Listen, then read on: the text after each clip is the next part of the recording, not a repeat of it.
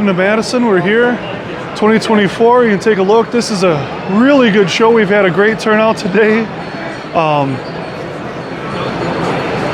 It's been a lot of fun so far. Meeting a lot of people, seeing a lot of people I haven't seen or talked to in a while. It's good seeing some of you guys here. I bought a couple of things. I bought a Tower 55 ES44D AC for Southern Pacific. That was a very interesting find, and I picked up a coal train, and so I'm really excited to get that stuff on the layout at Dave's. But we're going to take a little tour around here so you guys can kind of see the show for those of you who didn't make it. Let's go for a spin.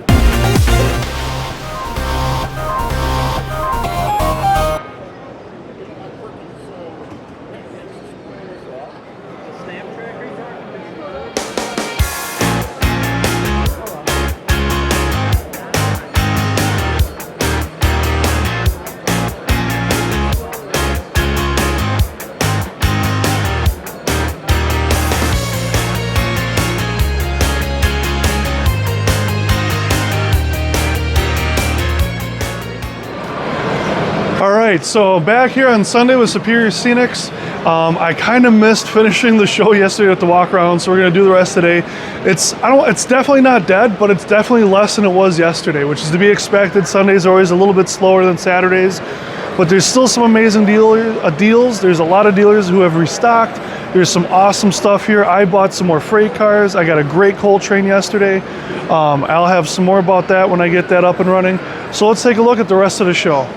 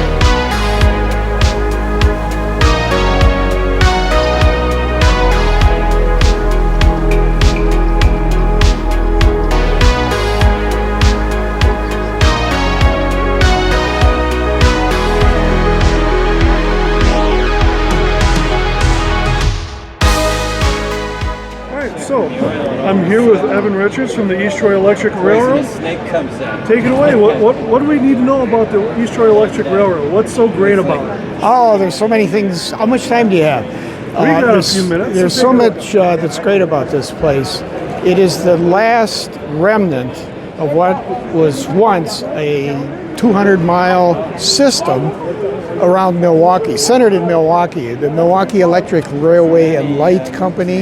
They had a line up to Sheboygan. They had a line out west to Watertown. That was intended to go to Madison, never made it.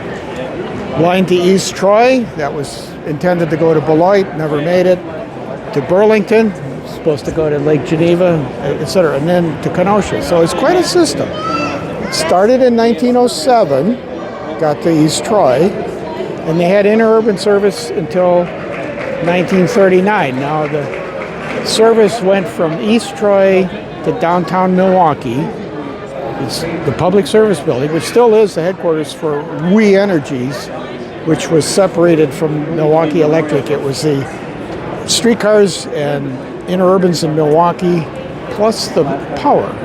It was all one company when they started, and they started marketing more and more power, and eventually during the 30s it was separated. But the interurbans ran until 1939, and there was this upstart other mode of transportation, which we don't think will ever amount to anything, the automobile. There's any bias there, isn't there? No, we're not biased. But when they started the interurbans, you could get to Milwaukee in less than 2 hours. And they had service about every 2 hours. So, and this, in the wintertime, you were kind of a prisoner out there. There were no good roads. bad weather, you're not going anywhere. And there really wasn't any other alternative. So you could hitch up your horse and buggy, and maybe on a good day you could get to Milwaukee in a day. But all of a sudden, the interurban comes out, and what do you got? You can get to Milwaukee in a couple hours. You can shop. You can go to cultural events, plays, symphonies, come back. Then you had power. And what do you need power for? Well, they had streetlights to begin with, but then they started selling appliances and so on. Well, this was all brand new. So when the interurban came, this was a huge change in life. You could, back in 20s, you could call up, you probably didn't have a phone in your home, but you could go someplace and order something from, say, Schuster's in Milwaukee. If they got it down to the public service building and got it on the interurban, you could get it the same day. Wow. So something that we're kind of used to now. Yeah, Amazon Prime, Federal Express, UPS, get something in a day or two. That kind of lifestyle started with the interurban and power. Think about it. You didn't have things like refrigerators, electric ranges, mix masters. The Nesco, that was one of the things that Milwaukee Electric paired with a lot of appliance manufacturers to market these things because people didn't know what they were. What's a Nesco? There's a company called National Enamel Stamping Company, and they had this little thing for serving warm food, and they sold a few, but then they partnered with the interurban company, Milwaukee Electric. They would give the housewife bargain tickets to come in. They had a huge auditorium. There's pictures. 1,000 people in that auditorium getting instructions about how to use a Nesco. You could put it on your electric bill, pay for it over time, but they were educating and creating the need. So Nesco became a thing. In Wisconsin, have you ever been to a church supper without a Nesco? No. So the interurban brought all kinds of things, including making it possible for the church supper. Anyway, there's just so much history and so much of what we take for granted now as part of our lives. And even more importantly now, we're talking about energy and climate and being more carbon neutral and so on. You buy a new hybrid or electric car now, it's got traction motors. When traction motors were invented? They were invented for electric railroads. So we're talking about technology and regenerative braking and all this stuff. Don't be afraid. That's technology that's over 100 years old. It's just been refined now and getting into automobiles. So, we're kind of going back to the future now. And so this history is really kind of neat to understand, and there's a lot of great stories. So it's amazing how much you can put together from what used to happen. Like you said, you had financing, promoting, you had how-to video, basically a how-to video like you have on YouTube now. All started way back when with the electric railroad and the energy service. That's so wild. These housewives would come in and they would get what you get on TV now with cooking shows. We get the demonstration of how to do this. They create the demand. Oh, I got to have one of these. Same thing with mix masters and toasters and all the other stuff that nobody had before. So how can we learn more about this? If someone who's watching this right now wants to check out one of these cars and visit the East Troy Railroad, how would they do that? They come down to East Troy. That's if you're in the Milwaukee area, down 43, exit at East Troy, Highway 20, and we're just off of the few blocks away. Follow the signs. If you're from Madison, where we're talking now, it's about an hour drive east of here. Check our website, gives you precise directions, and we'd love to have you down there. Our regular season starts April 19th. And you guys have what's called a shakedown, right? Where you guys kind of run everything? Well, bring it out of events. storage? We have events like Railfan Day, for example. We try to run as much stuff as we're able to run. And so when you come on one of those special days, you get to see a lot more different equipment. And sometime this summer, we're going to have the big reveal of our newest restoration, a North Shore Line merchandise dispatch car. That is so 228. cool. Not too many of those around anymore. So kind of exciting stuff going on. So where do you guys get your funding to pay for all this stuff? Because I can't imagine that a museum's a multi-million-dollar industry. Okay, we're going to give away our final train set of the year. Okay, you asked about funding. A lot of our income is earned income. When you come down and ride the train, that helps us. That money, the profits from that go right into restoration and maintenance. Oh my goodness, you got equipment that's 100 years old. You got track that's over 100 years old, and everything else is 100 years old. I help with maintenance. A lot of people help with that. We do operating, and you got guys that are 100 years old that are doing this stuff. It's a miracle. Anything works. But so we do have earned income. We got dinner trains, very nice, wonderful evening. We got wonderful food.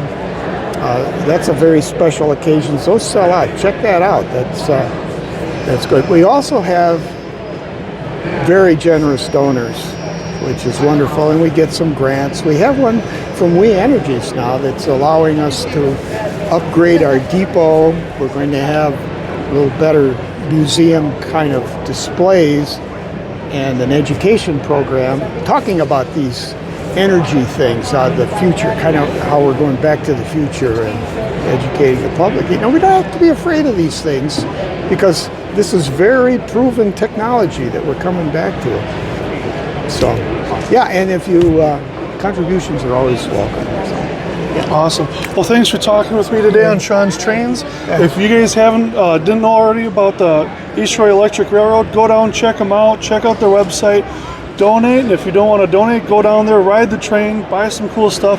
Maybe check out a dinner train for a birthday party or anniversary. I bet you that would make very, very special event. And the guys in the audience, if you kind of need to kind of make amends, you know, kind of recover from some error.